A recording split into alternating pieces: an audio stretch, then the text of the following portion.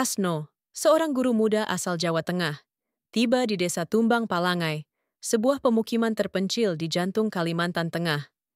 Perjalanan panjang melewati sungai dan hutan belantara tak menyurutkan semangatnya untuk mengabdi. Ia membawa semangat idealisme, namun tidak menyadari bahwa tanah tempat ia menjejakkan kaki bukanlah tempat biasa. Tanah ini dijaga oleh aturan-aturan tak tertulis dan dilindungi oleh sesuatu yang tidak bisa dilihat mata. Kedatangannya disambut dengan sikap setengah hati oleh warga. Ramah, namun penuh keraguan. Mereka memandang Kasno sebagai orang luar yang tak memahami adat dan keseimbangan alam yang telah dijaga leluhur selama ratusan tahun. Kasno mulai bertugas di sekolah kecil desa, mengajar anak-anak yang sebagian besar belum terbiasa dengan dunia luar. Namun, dari balik keceriaan anak-anak itu, tersimpan rasa takut. Beberapa dari mereka bahkan menolak duduk terlalu dekat dengannya, seolah merasakan sesuatu yang tidak beres. Di sebuah pertemuan adat, Kasno diperkenalkan kepada Pangkalung, tetua adat paling dituakan di desa. Disinilah ia bertemu dengan Mayang, putri Pangkalung, seorang gadis Dayak berwajah cantik dan penuh wibawa. Rambutnya panjang hitam legam, sorot matanya tajam namun hangat. Aura mistis Mayang sangat kuat, seperti perempuan yang tidak hanya berdarah Dayak, tapi juga menjadi bagian dari hutan itu sendiri.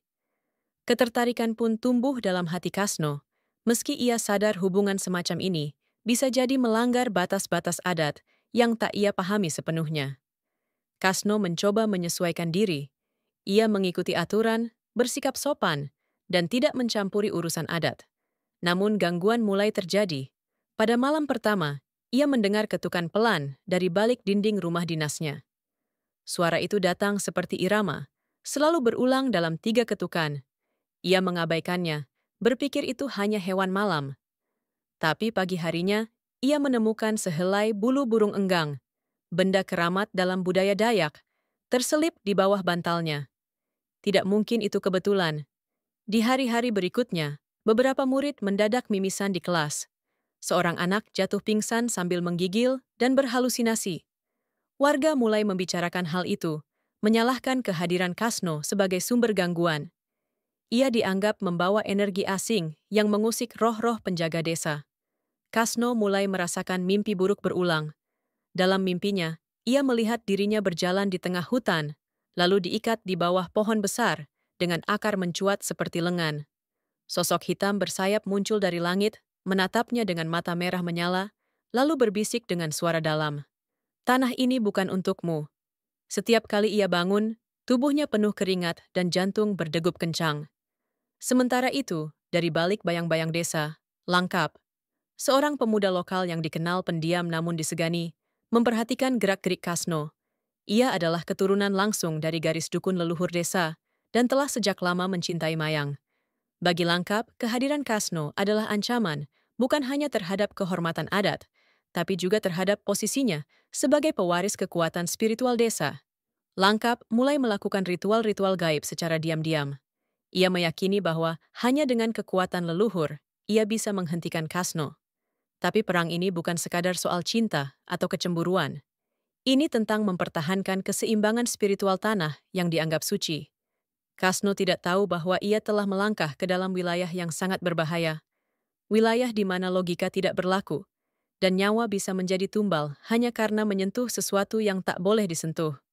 Bab ini ditutup saat Kasno kembali terbangun dari mimpi buruknya, kali ini dengan tanda merah seperti cakaran di lengannya. Ia perlahan menyadari, ada sesuatu yang sedang mengincarnya. Dan perang yang akan datang bukan perang biasa. Ini adalah perang senyap antara manusia dan kekuatan tak terlihat.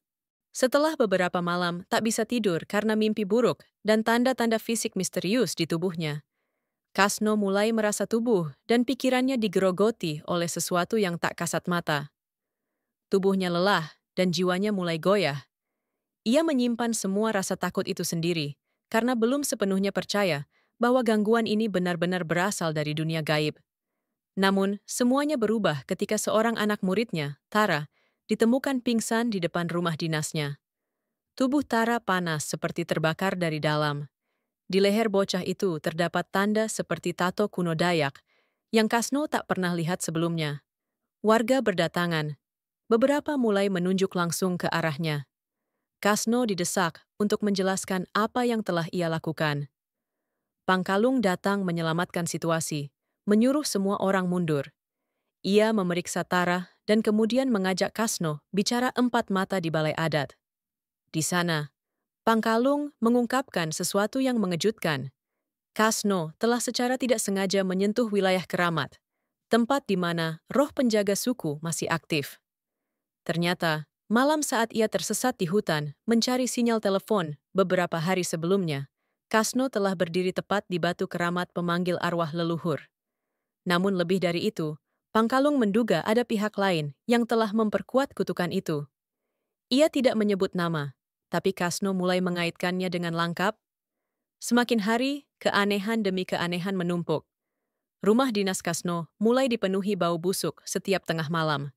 Bulu-bulu hitam, bukan dari burung biasa, muncul di bawah bantal dan bahkan di dalam makanannya. Mayang, yang diam-diam, mulai menyukai Kasno, memperingatkan bahwa roh-roh tua sudah gelisah, dan seseorang di desa sedang memperalat mereka untuk kepentingan pribadi. Ia mencoba membantu Kasno dengan membawa daun-daun pelindung dan mengajarinya mantra-mantra pencegah gangguan.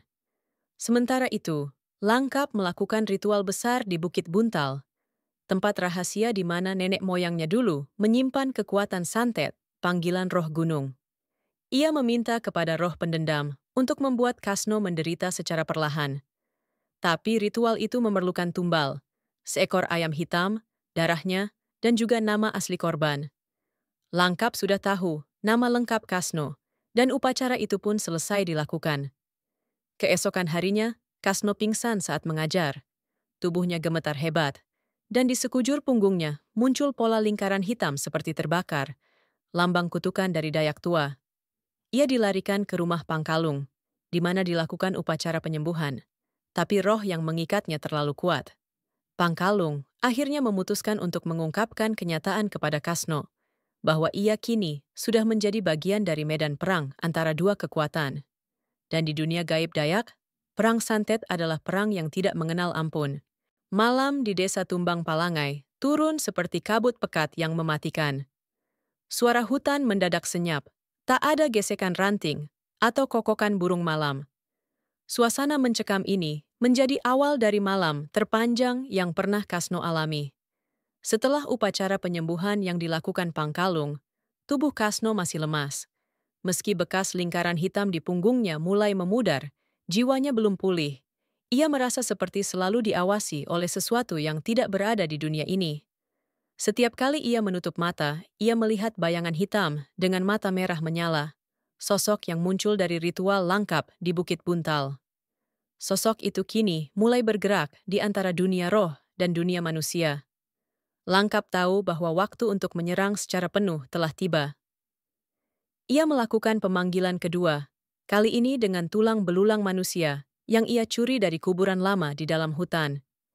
Ia menghidupkan kembali penunggu tanah darah, makhluk gaib Dayak kuno yang dipercaya menjaga batas antara manusia dan dunia arwah. Dengan darah ayam hitam dan mantera kuno, Langkap mengikat makhluk itu untuk satu tujuan, menyerang Kasno secara batin. Serangan dimulai dari hal-hal kecil. Pada siang hari, Kasno mencium bau anyir seperti darah kering dari kertas pelajaran. Ia membuka lembar demi lembar dan menemukan simbologi Dayak yang bukan ia tulis, lingkaran dengan tanda silang dan matahari berduri. Ketika ia menunjukkannya pada murid, tidak ada satupun dari mereka yang melihat simbol itu. Ia mulai merasa gila, atau paling tidak, kehilangan batas antara nyata dan tidak. Malam hari, serangan menjadi lebih nyata. Rumah dinasnya kini terasa seperti neraka dunia. Kasno terbangun oleh suara langkah kaki dari atap rumahnya. Ia mengambil senter, tapi sinarnya tidak menembus kegelapan malam. Saat ia menatap keluar jendela, terlihat makhluk tinggi kurus dengan kepala menjulur ke belakang, seperti burung pemangsa, mengendus-endus udara, lalu menatap langsung ke arahnya. Saat Kasno mundur ketakutan, makhluk itu menghilang dalam kilatan api biru. Esok paginya, tanah di sekitar rumah Kasno membusuk. Rumput mati dan bangkai burung berjatuhan dari langit. Warga desa mulai resah. Mereka tahu ini bukan kutukan biasa. Ini adalah tanda bahwa batas dunia telah dirusak.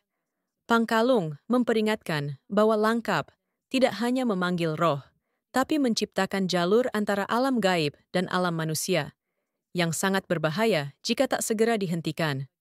Mayang, yang selama ini hanya membantu dalam diam, mulai bertindak lebih jauh. Ia membuka lemari warisan ibunya, yang dulu adalah penyembuh desa.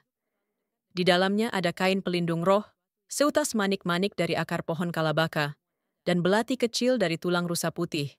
Semua adalah alat pertahanan roh yang sangat sakral. Ia memutuskan untuk mengajarkan Kasno dasar pertahanan spiritual, walau Pangkalung menentang keras. Di malam berikutnya, Kasno dan Mayang melakukan ritual penjagaan roh di sekitar rumah dinas.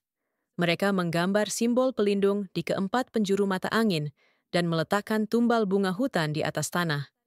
Namun, sebelum ritual selesai, angin mendadak berputar kencang. Hujan turun tanpa awan, dan tanah bergetar pelan. Penunggu tanah darah telah datang. Makhluk itu muncul dari kegelapan seperti kabut pekat yang merayap. Suaranya seperti jeritan dari dasar bumi. Kasno, dengan tubuh gemetar, mencoba membacakan mantera yang baru diajarkan Mayang. Tapi lidahnya kelu. Makhluk itu hampir menyentuh tubuhnya. Namun tiba-tiba, belati tulang rusa putih di tangan Mayang bergetar dan menancap ke tanah, mengeluarkan cahaya kehijauan yang menolak makhluk itu mundur.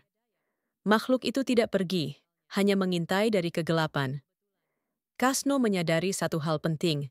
Serangan ini bukan hanya tentang dirinya. Ini tentang tanah itu sendiri yang sedang dicemari oleh energi kebencian. Jika ia tidak ikut bertarung, bukan hanya dia yang akan binasa, tapi juga seluruh desa. Dan satu-satunya cara untuk bertarung adalah memasuki dunia yang sama dengan musuhnya. Dunia roh. Dunia santet.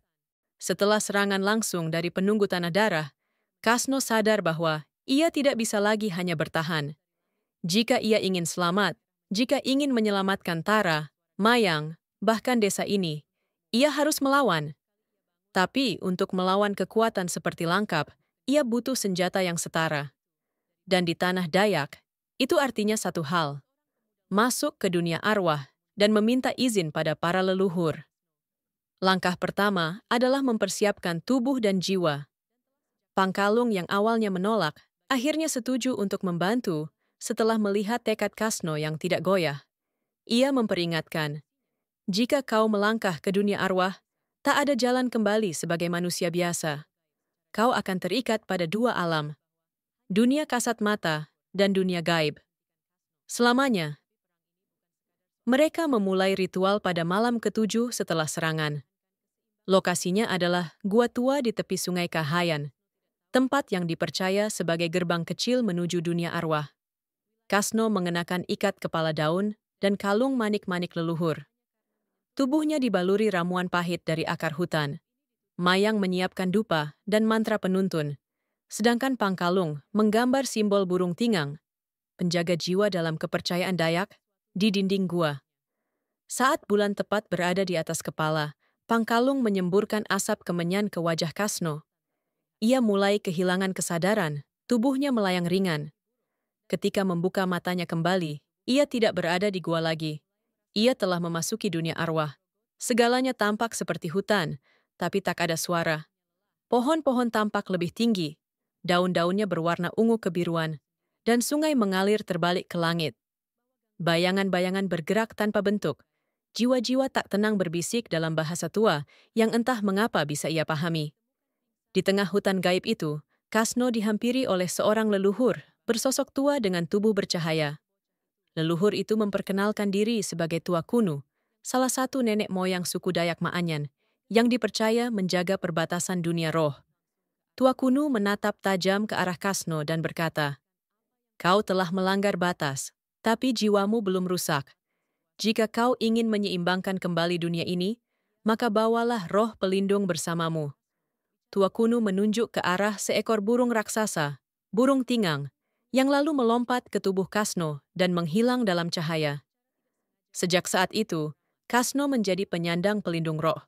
Sebagian dari roh burung tingang kini ada di dalam tubuhnya, dan kekuatannya akan membimbing Kasno melawan sihir jahat Langkap. Namun, dalam perjalanan kembali ke tubuhnya, Kasno bertemu roh hitam bermata merah, makhluk yang pernah dilihatnya mengintai di luar jendela. Makhluk itu berusaha menahan arwah Kasno di dunia roh, menunjukkan penglihatan masa lalu. Langkap kecil melihat ibunya dibakar hidup-hidup oleh warga karena dituduh menyantet. Sejak saat itu, Langkap menyimpan dendam kepada semua orang luar, terutama yang datang dari Jawa. Kasno terbangun dengan napas berat. Keringat membanjiri tubuhnya. Mayang ada di sisinya, menggenggam tangannya erat. "Kau berhasil kembali," katanya sambil menangis. Namun Pangkalung tampak muram. "Langkap tahu kau masuk ke dunia roh. Ia pasti sedang bersiap menyerang dengan kekuatan penuh. Dan kau, kini separuh rohmu tidak di dunia ini lagi. Kau kuat, tapi juga rapuh." Keesokan harinya, Kasno mulai melihat dunia berbeda. Ia bisa melihat bayangan roh yang mengelilingi orang-orang, bisa mendengar bisikan dari daun yang jatuh, dan merasakan arah energi. Ia tidak lagi sepenuhnya manusia biasa, tapi kekuatan itu ada batasnya, dan waktu mereka sempit. Langkap sudah tahu, dan Langkap akan segera mengirimkan senjata terakhirnya. Santet darah, ilmu paling mematikan dalam warisan leluhurnya. Perang baru saja dimulai. Sejak kembali dari dunia arwah, Kasno tidak lagi melihat dunia dengan cara yang sama. Ia bisa mendengar desir angin membawa pesan, bisa merasakan getaran di tanah saat makhluk tak kasat mata lewat. Tapi kekuatan itu membawa konsekuensi. Kasno mulai kehilangan bagian dari dirinya. Tidur jadi mimpi panjang yang seperti perjalanan roh. Ia terbangun dalam peluh dingin, kadang tanpa tahu hari atau jam. Sementara itu, Langkap menyusun serangan berikutnya.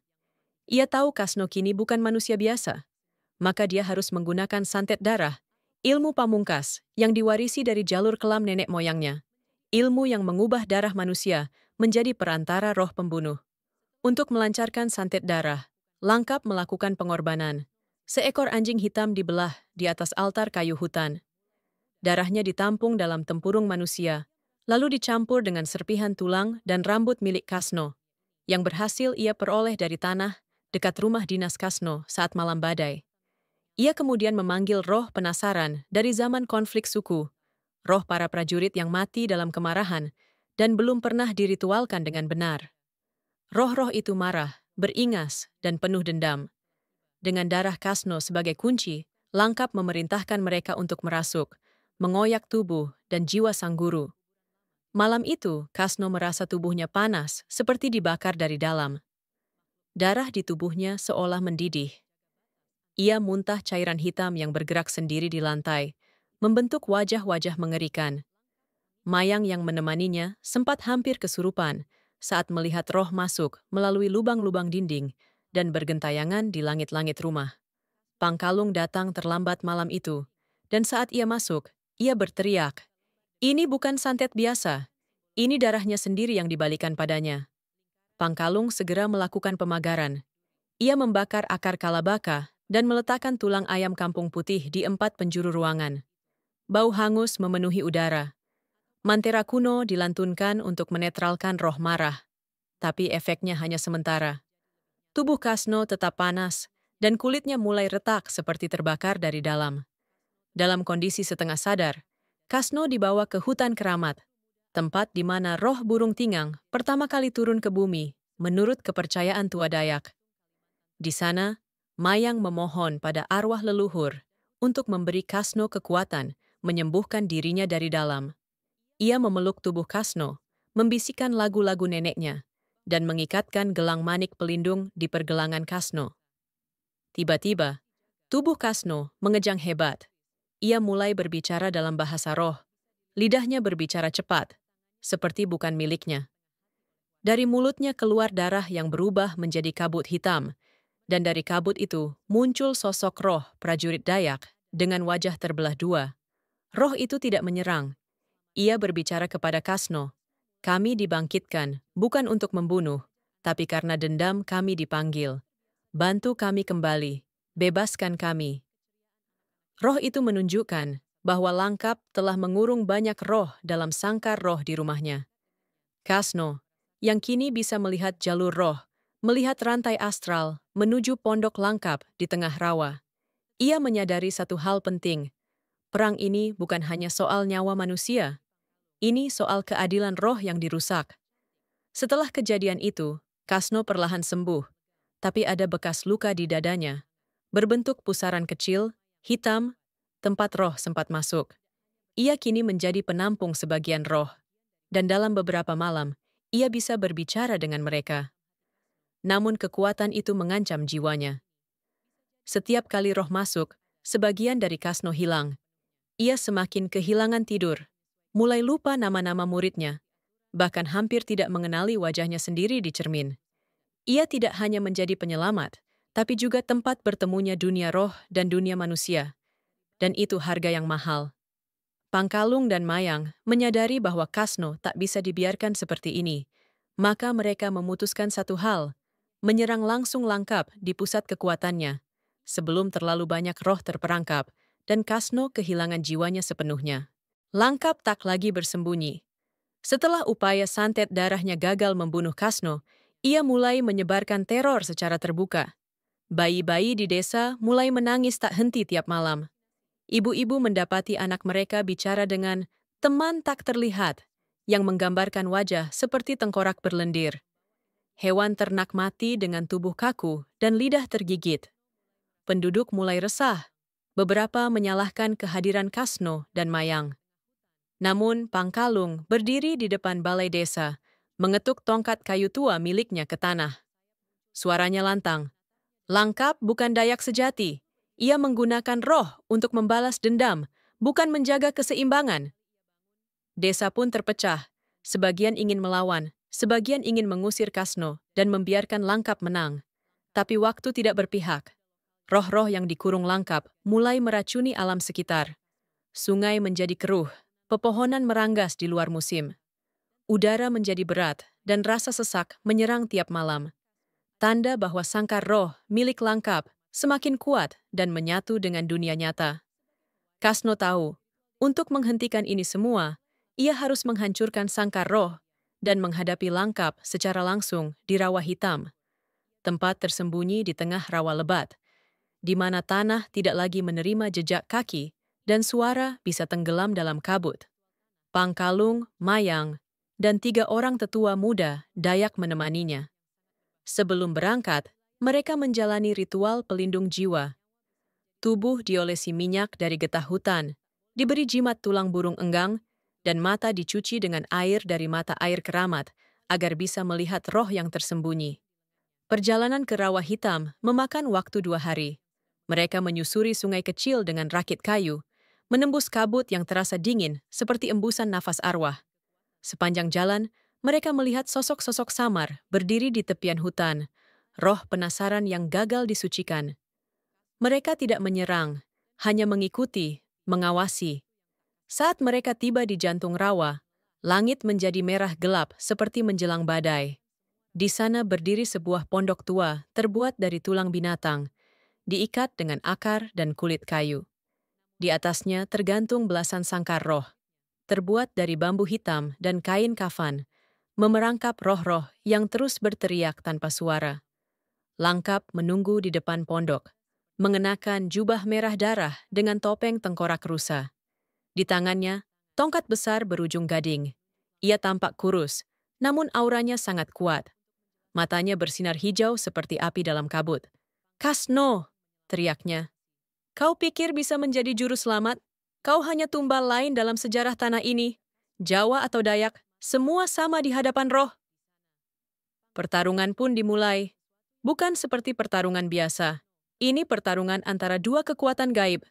Kasno yang memanggil roh burung tingang, dan Langkap yang memanggil roh-roh dendam dari masa lalu. Kabut berubah jadi medan tempur. Langit menggelegar walau tak ada petir. Roh bertabrakan, mencakar, dan menyerap satu sama lain. Pangkalung menanam 4 batu pelindung di sekitar pondok untuk melemahkan sangkar roh, sedangkan Mayang membacakan doa untuk membebaskan roh-roh yang terperangkap. Setiap kali satu sangkar pecah, suara jeritan membelah udara, dan roh melesat ke langit seperti kilat putih. Kasno sempat hampir kalah ketika Langkap berhasil menusukkan tongkatnya ke pusaran hitam di dadanya, bekas luka dari santet darah. Tapi di saat itulah, roh-roh yang telah dibebaskan mulai berbalik membantu Kasno. Mereka mengelilingi Langkap, memaksa tongkatnya patah, dan membuat jubahnya terbakar oleh cahaya roh. Langkap jatuh ke tanah. Wajahnya kembali ke rupa manusia, penuh luka dan air mata. Ia bergumam lirih, "Aku hanya ingin ibuku tenang, tapi aku juga jadi iblisnya." Kasno mendekat. Bukannya membunuh, ia menaruh tangannya di dada Langkap dan memanggil roh ibunya. Untuk pertama kalinya, roh itu muncul. Seorang wanita dengan rambut panjang dan kain batik usang. Ia menatap anaknya, menyentuh wajahnya, lalu perlahan-lahan menghilang bersama kabut yang tersisa. Langkap pun meninggal dalam tenang. Sangkar roh runtuh, kabut terangkat. Hari itu, rawa kembali sunyi. Namun Pangkalung memberi peringatan. Perang ini bukan akhir. Tanah ini menyimpan luka. Jika kita tidak rawat, luka itu akan bernanah dan kembali meledak. Kasno mengangguk. Ia tahu tugasnya belum selesai. Setelah pertarungan di rawa hitam berakhir, perjalanan pulang terasa lebih berat bagi Kasno dibanding saat berangkat. Tubuhnya mungkin selamat, tapi jiwanya tak lagi utuh. Langit desa menyambut mereka dengan mendung lembut. Kabut tipis menggantung di antara pepohonan, seolah-olah alam tahu apa yang telah terjadi dan sedang dalam masa berkabung, diam-diam. Kasno, Pangkalung, Mayang, dan dua tetua muda kembali ke desa dengan langkah pelan, tanpa sorak kemenangan. Tidak ada pawai, tidak ada upacara penyambutan. Penduduk desa berdiri di pinggiran jalan, memandangi mereka dengan mata campuran antara harap, takut, dan hormat. Beberapa membisikkan doa, yang lain membungkuk hormat saat Kasno lewat. Mereka tahu perang roh telah terjadi. Mereka tahu ada yang dikorbankan. Namun, Kasno sendiri belum tahu siapa dirinya sekarang. Sejak kekalahan Langkap, ia menjadi wadah bagi roh-roh yang belum ingin pergi. Ada kalanya ia berbicara dalam bahasa tua yang tak dimengertinya. Ada hari-hari saat ia hanya menatap dinding selama berjam-jam, matanya kosong seperti melihat ke dunia lain. Ia hidup, tapi seperti tidak sepenuhnya di dunia ini. Pangkalung memperingatkan, "Kau telah menyatu dengan roh, Kasno.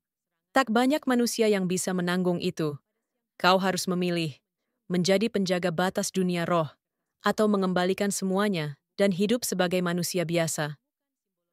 Mayang mencoba mendekati Kasno, mencoba mengingatkannya pada kemanusiaannya. Ia membacakan puisi-puisi cinta nenek moyangnya, menyanyikan lagu yang biasa dinyanyikan ibunya saat malam tiba. Ia memasakkan makanan favorit Kasno, tapi Kasno hanya menatap makanan itu, lalu berkata lirih, "Aku sudah lupa rasanya." Pangkalung lalu mengusulkan ritual pengembalian jiwa, sebuah upacara yang bisa memisahkan roh dari tubuh Kasno dan mengembalikannya ke alamnya. Tapi ritual ini tidak tanpa risiko. Jika gagal, bukan hanya roh yang pergi, jiwa Kasno bisa ikut terpecah selamanya. Sementara itu, desas-desus mulai menyebar. Beberapa warga mulai percaya bahwa Kasno kini bukan lagi manusia, melainkan penunggu baru desa. Sebuah keluarga bahkan meninggalkan sesaji di depan rumah dinasnya. Anak-anak kecil dilarang lewat dekat rumah Kasno karena takut dirasuki. Kasno menyadari, sekalipun ia telah menyelamatkan desa, ia tidak akan pernah diterima sepenuhnya sebagai bagian dari mereka. Ia mulai merasa asing di mana-mana, di hutan, di rumah, bahkan di depan cermin. Di malam yang sunyi, ia duduk di tepi sungai bersama Mayang. Cahaya bulan memantul di permukaan air. Mayang menggenggam tangannya dan berkata, "Kau boleh melupakan rasa makanan, tapi jangan lupa rasa cinta. Aku masih di sini. Aku tidak takut." Tangisan perlahan turun di pipi Kasno. Untuk pertama kalinya, ia menangis bukan karena roh di dalam dirinya, tapi karena kesadaran bahwa ia merindukan dirinya sendiri yang dulu, guru muda dari Jawa yang hanya ingin mengajar dan jatuh cinta. Pagi berikutnya, Kasno memutuskan menerima tawaran Pangkalung. Ia akan menjalani ritual pemisahan roh.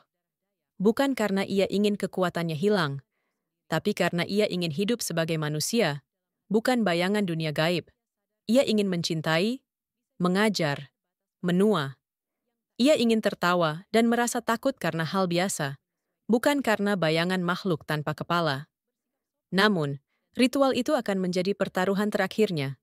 Tak semua orang bisa kembali dari batas antara dunia roh dan dunia manusia. Hari pemisahan roh tiba. Di tepi sungai berawan, tempat yang diyakini sebagai titik pertemuan dunia roh dan dunia manusia, para tetua dan dukun Dayak membentuk lingkaran ritual. Pangkalung memimpin, dengan mata tertutup dan napas dalam, sementara asap dupa rimba memenuhi udara, membawa aroma damar dan bunga bangkai yang hanya mekar setahun sekali. Bunga yang disebut penjaga jiwa tersesat. Kasno berdiri di tengah lingkaran, mengenakan kain putih panjang. Di dahinya diguratkan lambang kuno berbentuk spiral, simbol kehidupan dan kematian yang terus berputar. Di sekelilingnya, 4 roh penjaga dipanggil untuk menjadi saksi. Burung tingang, naga bumi, bayangan perawan, dan leluhur tanpa wajah. Mayang berada di luar lingkaran, menggenggam cincin kecil milik ibunya. Satu-satunya kenangan yang belum direnggut oleh roh jahat. Ia menggigit bibir, menahan tangis, menatap lelaki yang ia cintai, bersiap menantang sesuatu yang bahkan orang paling kuat pun jarang mampu hadapi. Pemisahan jiwa dari tubuhnya sendiri. Pangkalung memulai doa pemanggilan. Angin berhenti. Suara burung lenyap. Waktu seperti membeku.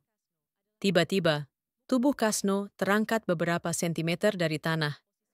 Matanya membelalak. Dari mulutnya keluar suara-suara asing.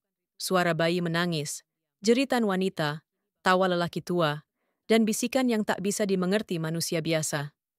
Itu adalah roh-roh yang masih berdiam dalam dirinya, yang enggan pergi. Mereka menolak dipisahkan. Mereka telah menemukan rumah, dan rumah itu adalah tubuh Kasno. Tubuhnya mulai menggigil. Darah keluar dari pori-pori. Bukan seperti luka, tapi seperti tubuhnya memuntahkan energi dunia roh. Cahaya kehijauan menyelimuti lingkaran ritual. Salah satu tetua jatuh pingsan karena energinya tersedot. Seekor burung yang terbang melintasi langit langsung mati dan jatuh membusuk sebelum menyentuh tanah. Tapi Pangkalung tak berhenti. Ia memanggil satu roh terakhir. Roh Ibu Langkap. Roh yang dulu sempat dibebaskan Kasno. Ia muncul dalam wujud samar, bersinar hangat di tengah energi yang mengamuk. Kasno, kata roh itu lembut. Kau adalah jembatan, tapi jembatan tak bisa tinggal di satu sisi. Kau harus memilih. Kasno terisak. Dalam dirinya terjadi pertempuran yang dahsyat. Suara-suara terus memanggilnya agar tetap jadi perantara. Tapi di luar sana, ia melihat Mayang, menggenggam cincin kecil, bibirnya bergetar menyebut namanya dalam doa yang lirih. Ia mengingat rumahnya di Jawa, ibu tirinya yang sering menelpon, murid-muridnya yang tertawa saat pelajaran IPA. Semua itu sederhana, tapi begitu nyata. Dan untuk pertama kalinya, Kasno menjawab, "Aku memilih hidup sebagai manusia." Suara itu mengguncang dunia roh. Cahaya putih meledak dari dalam dirinya. Semua roh menjerit dan tertarik ke arah langit. Kasno jatuh ke tanah. Tubuhnya seperti menguap sebentar, lalu padat kembali. Ia pingsan. Saat terbangun, malam sudah larut. Mayang tertidur di sampingnya, menggenggam tangannya erat. Suara jangkrik kembali terdengar. Hutan terasa damai. Roh-roh telah pergi. Kasno membuka matanya perlahan. Tidak ada bisikan. Tidak ada bayangan asing. Untuk pertama kalinya dalam berbulan-bulan, ia merasa kosong. Tapi itulah tanda bahwa ia kembali menjadi manusia. Beberapa minggu kemudian, ia kembali mengajar. Murid-murid menyambutnya dengan wajah riang. Penduduk desa mulai menghormatinya sebagai penjaga kehormatan, bukan karena kekuatan, tapi karena pilihan yang ia buat. Pangkalung menyepi ke dalam hutan, tugasnya selesai. Mayang dan Kasno memulai hidup baru, dengan luka yang tak terlihat, namun tidak akan pernah dilupakan. Karena tanah Dayak adalah tanah roh, dan manusia hanyalah tamu yang harus tahu waktu pulang. Dan Kasno telah pulang ke dirinya sendiri. Selesai.